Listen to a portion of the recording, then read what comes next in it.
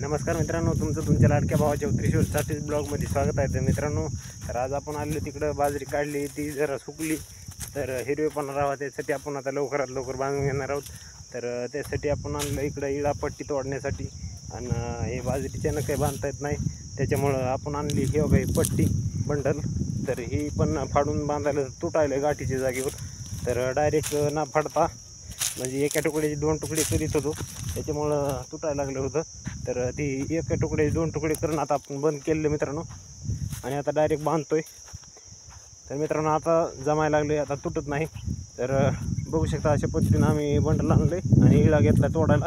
तर ही आपलेली शेत आता इकडं बांधून घ्यायचं सगळं. तर बाकीचं थोडं होतं ते बांधून आलो आताच.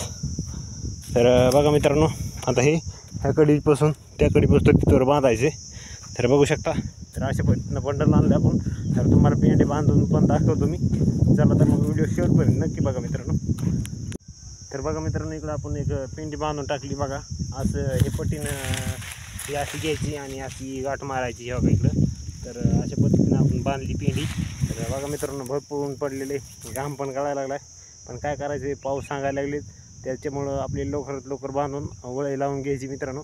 तर मित्रांनो अशा पद्धतीनं आपण सगळे तुकडं बांधून घ्यायचं आहे. आणि कसं आहे, बांधलं म्हणजे मग रस्ता येतं, रिकामं रस्ता येत ना, त्यासाठी सगळं बांधून घेणं गरजेचंच आहे मित्रांनो. आणि हे पावसाळ्यासाठी खाण्यासाठी आपल्याला कुटी करून देण्यासाठी हे चालू आहे आता बांधून घ्यायची.